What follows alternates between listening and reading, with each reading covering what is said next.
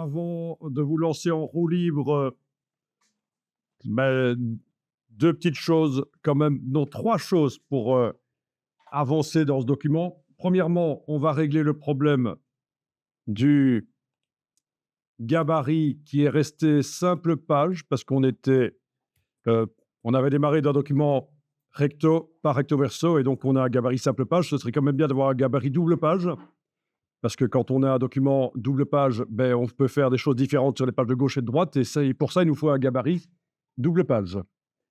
Ça, c'est la première chose. Deuxièmement, la numérotation des pages, on va aller la rechercher rapidement dans un autre, document et la coller dans le gabarit. Troisièmement, on va voir qu'il est possible, et ça fonctionne très bien si les blocs texte collent aux marges, il est possible de demander de faire en sorte que ce document, au lieu d'être horizontal, il soit vertical, par exemple. Voilà. Donc les blocs texte, s'ils collent aux marges, ça fonctionnera encore mieux. Et donc InDesign va tenter de faire une version verticale des pages, au départ des pages horizontales. Ici, c'est une mise en page très simple, donc ça ne devrait pas poser de problème. On verra comment il va s'en sortir. Il y a toujours un peu de retouche à faire, au niveau du positionnement des éléments après. Bon, quoi qu'il en soit, je vous propose de démarrer rapidement là-dessus, ce qui devrait nous prendre 15-20 minutes et puis roue libre. Donc première chose, le gabarit. Vous sélectionnez le gabarit, il n'y a pas besoin d'entrer dedans nécessairement, il faut juste que la page soit sélectionnée. Dans ce cas-ci, c'est exception, il ne faut pas nécessairement rentrer dans le gabarit parce on veut juste indiquer là à InDesign qu'on modifie le gabarit A. Et alors, on va aller dans le menu de la palette page jusqu'à la ligne option de gabarit. Et là, on va lui indiquer que le nombre de pages du gabarit, c'est 2. On clique sur OK et voilà, on a un gabarit à 2 pages.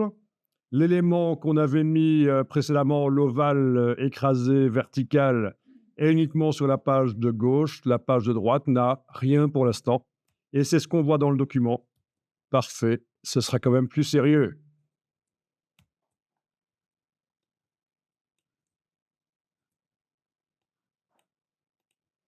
Alors visuellement, bien sûr, c'est un peu lourd d'avoir sur chaque page, cette chose qui revient, cet ovale sur le côté coloré.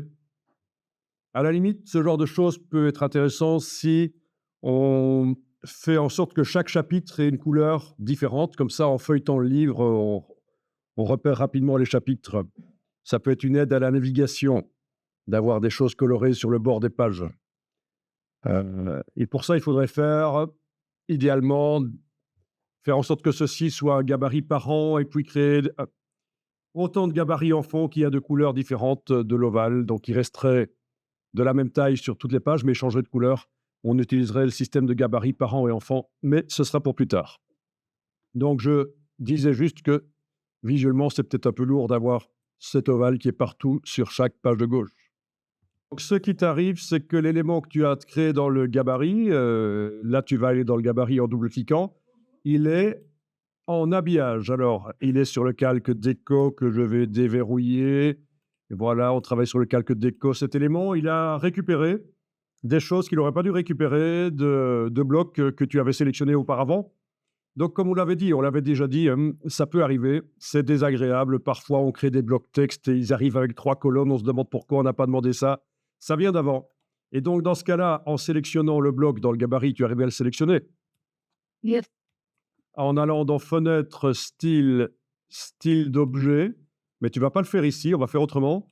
Mais la solution, ce serait soit de mettre sans style, soit de faire Alt-clic pour se débarrasser des modifications ici par rapport au bloc standard. Mais le problème, c'est que tu vas perdre la couleur alors que tu avais mise. Donc, l'autre solution, puisqu'on sait quel est le problème, c'est d'aller dans le menu Fenêtre, habillage de texte et de faire passer l'icône ici en non-habillage.